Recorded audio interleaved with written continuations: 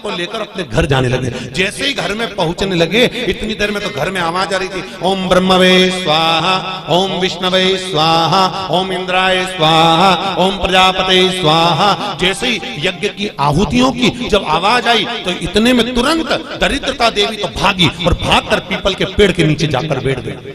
दूसरा मुनि ने कहा, दरिद्रता चलो, ज्येष्ठा ये अपना घर है, तुम्हारा ससुराल, चलो।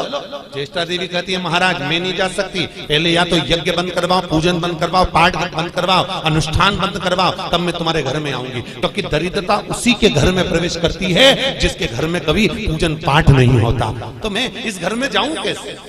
इसके घर में तो पूजन पाठ हो रहा है, मैं नहीं जाऊंगा। भगवान नारायण ने लक्ष्मी जी से विवाह कर लिया। दुस्साह मुनि की पत्नी दरिद्रता पीपल के पेड़ के नीचे रहने लगी। इसलिए हमारे यहाँ हिंदू धर्म में पीपल का पेड़ घर में नहीं लगाया जाता, क्योंकि उसके नीचे कौन रहती है? जम के बोलो, दरिद्रता, ज्येष्ठा रहती है। अब दरिद्रता का निवास हो गया पीपल के पेड़ के नीचे।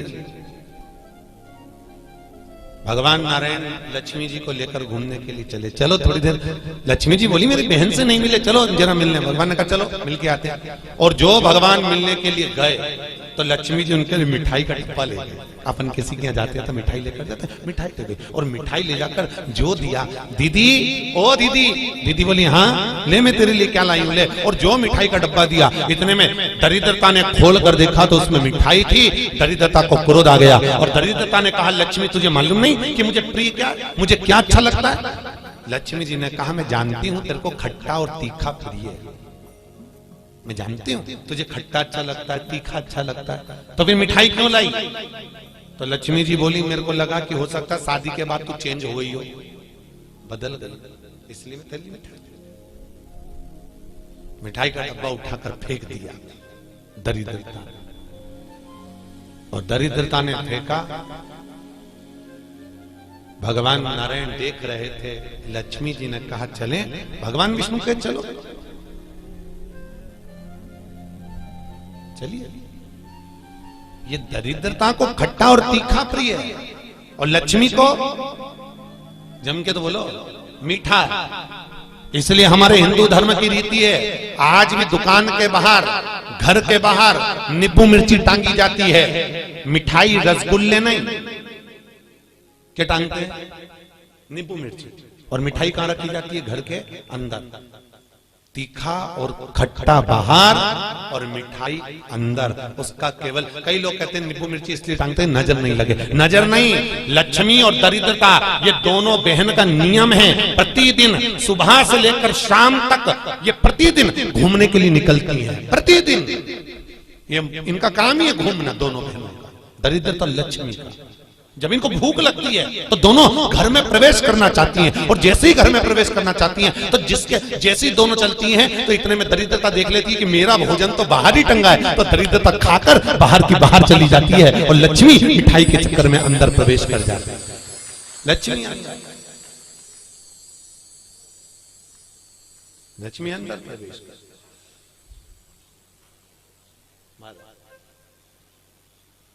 इसलिए आज भी नींबू और मिर्ची, हमारे यहाँ शास्त्र रीति है महाराज, 4 चीजें बेटी की विदाई में नहीं देते।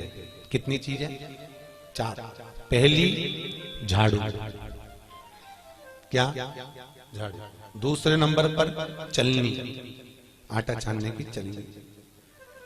दूसरे नंबर पर चलनी, तीसरे नंबर पर सुई, और चौथे नंबर पर अचार की बरनी। बेटी की विदाई में नहीं दी जाती। अगर ये 4 चीजें बेटी की विदाई में, माँ बाप ऐसे होते हैं कि कुछ सोचते ही नहीं, मेरी बेटी जा रही, रख दे अचार रख दे, तो माँ भी इतने प्रेम से अचार की बरनी भर भर के रख देती है। उनको समझाओ, जिसके घर में ये 4 चीजें मायके की चली जाती है, सुई, झाड़ू, चलनी और अचार, उसका घर फूटने में देरी नहीं लगती महाराज, याद रखिए। उसके घर में फूट डले, पति पत्नी में फूट डलेगी, सास बहू में फूट डलेगी, भाई भाई में फूट डलेगी, तो लोग कहते हैं अच्छा खासा परिवार था, जब से बहू आई तब से घर में ऐसा उपद्रव मच रहा। उपद्रव क्यों मच रहा है? उसका कारण है क्योंकि तुम उसके घर का अचार खा गए। वो बनवा के लिए ही हो, तुमने खा लिया। और अभी भी कह रहे हो हमारी बहू की माँ बहुत अच्छा अचार बनाती है, तुम मंगवा लो, जा और मंगवा लो, खा।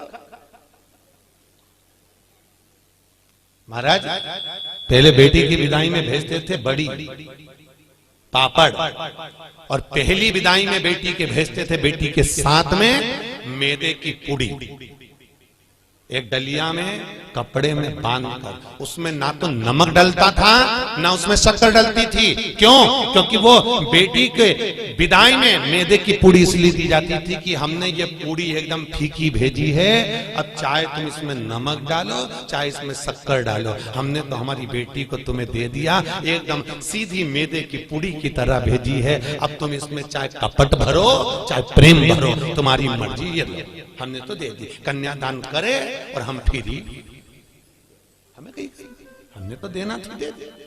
इसलिए बेटी के साथ में मैदे की पूड़ी भेजी जाती है। मैदे की क्या बोलते हैं उसको, खाजा बोलते हैं, बड़े बड़े ले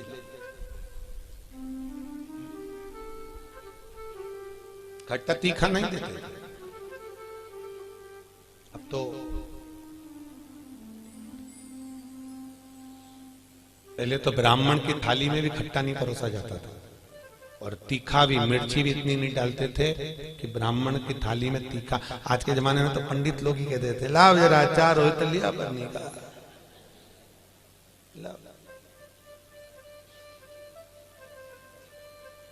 पितरों के जो देवता हैं, किन के देवता? पितरों के। पितरों के देवताओं का नाम है आर्यमा। क्या नाम है? आर्यमा। काय पर बैठते हैं? कौवे पर। काय पर बैठते हैं? कौवे पर। और पितरों के देवता जब आर्यमा श्राद्ध पक्ष में जब घूमने के लिए निकलते हैं तो उनके भोजन में केवल एक मीठा ही दिया जाएगा। आज के जमाने में सब्जी बनने लगी साफ श्राद्धों में, नहीं तो केवल खीर और पूरी बनती थी, गुलाब जामुन रसगुल्ला बनता था, ये बनाकर खूब खिलाते थे, मंगोड़ा बनता था। पर अब सब्जियां बनने लगी, अब तो लोग श्राद्ध में भी अचार परोस देते हैं। पर कितनी वर्ज्यता है महाराज, कितनी वर्ज्यता। श्राद्ध पक्ष में अगर राई से तुमने सब्जी को छोक दिया, कैसे छोका है? राई से सब्जी को अगर छोक दिया और वो सब्जी और पूड़ी तुमने छत पर ले जाकर पटक दी, तुम कितना भी कौवा को बुलाना, कौवे का बाप नहीं उसको भोग लगाएगा, लगा ही नहीं सकता। कितनी भी तुम सब्जी अगर राई से छुकी है, और अगर राई बिना सब्जी है तो तुम पटक कर जाओगे, कौवा आएगा और लेकर चले जाएगा, बुलाने की भी जरूरत नहीं है कि तू आ और खा, तुमने पटका और खा कर जाएगा। अरे तुमने डाला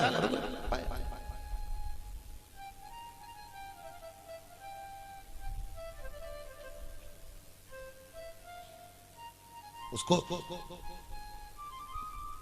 हमारे यहां शास्त्र का दरिद्रता को खट्टा और तीखा प्रिय है। इतने में भगवान जाने लगे।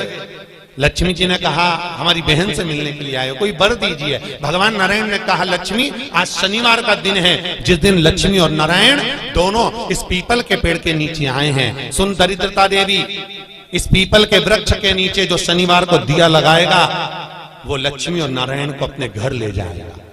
इसलिए शनिवार के दिन पीपल के वृक्ष के नीचे दिया का प्रमाण है महाराज।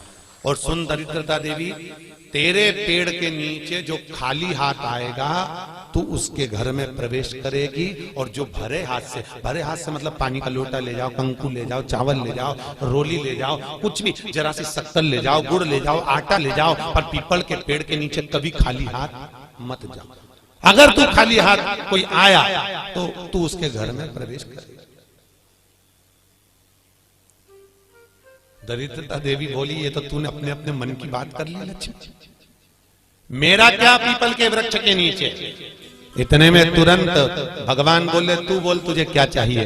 दरिद्रता देवी बोलती है 7 दिनों में एक दिन मेरा होना चाहिए पीपल के पेड़ के नीचे। भगवान ने कहा मांग ले, केवल एक रविवार का दिन इस पीपल के वृक्ष के नीचे मैं अपने पति को रिझाने के लिए नृत्य करूंगी, और अगर कोई रविवार के दिन पीपल के पेड़ के नीचे आएगा तो मैं उसके घर में हमेशा के लिए जाकर विराजमान हो जाऊंगी। भगवान ने कह दिया तथास्तु, तथास्तु। इसलिए केवल एक संडे का दिन ऐसा होता है जिस दिन पीपल के पेड़ के नीचे दिया नहीं लगाया जाता, बैठा नहीं जाता, प्रणाम नहीं किया जाता, परिक्रमा नहीं लगाई जाती। केवल जिनकी दीवालों पर कहीं पीपल लग जाता है ना, किसी किसी के घर में लग जाता है दीवालों के ऊपर, तुम कितना भी पीपल उखाड़ना वो वापस लग जाएगा, फिर उखाड़ो फिर लग जाएगा। पर पीपल उखाड़ने का भी एक प्रमाण है, अगर पीपल को उखाड़ना है तो केवल एक रविवार के दिन दीवाल के सामने जहां से पीपल उखाड़ना है वहां पर नींबू और 7 मिर्ची रख दीजिए और उसके बाद पीपल को उखाड़ दीजिए और नींबू को वहां पर काट कर छोड़ दीजिए। उसके बाद कभी दीवाल में पीपल लग ही नहीं सकता उस स्थान। अगर एक बार आपने उखाड़ा और उसके बाद नींबू मिर्ची मार दिया, क्योंकि वो खाकर अपना भाग ग्रहण कर कर दरिद्रता चली जाती है, उसके बाद पीपल वहां नहीं लग सकता। लगे दरिद्रता का शास्त्र कह रहा है भगवान जितने स्वरूप में विराज रहे हैं, भगवान ब्रह्मा जी कह रहे हैं ये नारायण का मस्तक का है, इनका चरण का है। भगवान विष्णु बोले ये मेरे भगवान, ये मेरे पिता है। और पिता के मन के बात को जानना, पिता के भाव को जानना, पिता और माता को पहचानना, यह बहुत कठिन बात है साहब। दुनिया का कोई व्यक्ति अपने माँ बाप को नहीं जान सकता। जब तक जिंदा है तब तक लगता है ये मेरे हैं, उसके हैं, ऐसा करा वैसा करा, माँ ने ऐसा करा, बाप ने ऐसा करा, परिवार ने ऐसा करा, कुटुंब। अरे भाई चले गए, उसके बाद में फिर रोते हैं, भोग लगाते हैं। क्या मतलब जीते जी दंगम दंगा, मरे पीछे पहुंचा दी गंगा। क्या मतलब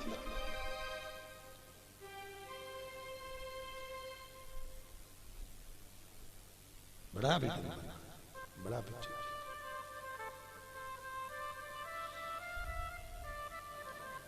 कर सेवा तू लगन लगाकर, मन में सच्चा भाव जगाकर, ये की आंखें खोलो रे, जय श्री कृष्णा बोलो रे। तुम मन लगाकर, चित्त लगाकर, अपने मन की वृत्ति को परमात्मा तक ले जाकर भाव से तुम परमात्मा को रिझाओ तो सही। कई लोग कहते हैं हमारी माँ कपट रखती है, हमारे पिता हमको अपशब्द कहते हैं, हमारी माँ हमारी सास हमको आड़त। बोलने दो, उनको बोलने का काम है, बोलो। और याद रखना जितनी जितनी तुम्हारी बुराई होगी तुम उतने उतने स्वस्थ होते चले जाओगे, उतने। आपको पहले कथा कही थी चारधाम मंदिर में, एक राजा बीमार पड़ गया, उसका काया गल गल कर नीचे टपकने लगी, काया का रोग हो गया। राजा ने सारे डॉक्टरों को दिखाया, इलाज नहीं मिला। तब गुरुजी के पास गया, गुरुदेव मेरे को बीमारी हो गई। गुरुजी बोले डॉक्टर को दिखाया, हाँ गुरुजी पर मैं ठीक नहीं हुआ। गुरुजी ने कहा तेरा बड़ा भाई था कहाँ है? तो कि वो तो मर गया। भाभी है? हाँ। कहाँ है? राजभवन में। एक काम कराकर चुपचाप से किसी को मालूम मत पड़ने देना, भाभी के कमरे के बाहर जब भाभी सो जाए तो चटाई डाल के रजाई ओढ़ के सो जा, ठीक हो जाऊंगा। हाँ। अब गुरु तो ऐसे आड़े टेढ़े उपाय बताता है, गुरुओं का तो काम ही। गुरु तो गुरु, बस उन्होंने तो बोलना था बोल दिया।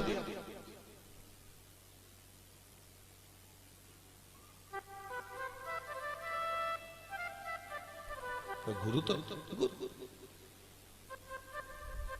महाराज भावसर जी यहाँ सागर के पास में एक गांव है, वहां पर एक महाराज जी रहते हैं। और किसी को सांप डस लेता है ना, तो भले वो हॉस्पिटल में पड़ा हुआ, सांप डस ले और वो फोन पर उनसे बात करा दो महाराज से, वो महाराज वहां से कुछ नहीं कहते, केवल गाली बकते लपक के उसके कान में, और 15 से 20 मिनट में सांप का जहर उतर जाता। अब गुरु तो गुरु की मर्जी, कमल। ये यहीं की बात है। तुम्हारे उज्जैन के पास में कौन सा गांव है बाबा? आगर के आगे एक गांव है कोई सा, वहां बिच्छू का जहर उतारा जाता है। किसी को बिच्छू काटा हो तो उसको ले जाए और ले गए, या कुत्ता काटा हो तो ले जाओ और ले गए। जैसी तो वैसी तुमने बस जाके किया, महाराज जिसको कुत्ता काट गया वो उठ के आएगा, बोलेगा चालेगा कुछ नहीं, और ऐसा देगा धर के गाल पे और कहते जाओ अड़भंगी। गुरु गुरु अड़भंग, ये गुरु का दर्शन कर रहे हो। एक अड़भंग होंगे। हम भले ना मिले हैं पर उनका स्वरूप कह रहा है कि अड़भंग होंगे। जा कर ले, मैं बैठो, जा। गुरु है, अड़भंग है, सोचता नहीं। गुरु केवल बता देता है जा ऐसा कर ले। वो गुरु गुरु होता है, उसके जीवन में उसने जो भजन करा होता है उसका प्रताप की पुण्यता देता है वो कि तू कर। गुरु जी ने कहा भाभी है, हाँ, उसके कमरे के बाहर जाकर चादर डाल के सो जा। गुरु जी उससे ठीक हो जाऊंगा, बिल्कुल हो जाएगा, जा तू सोया।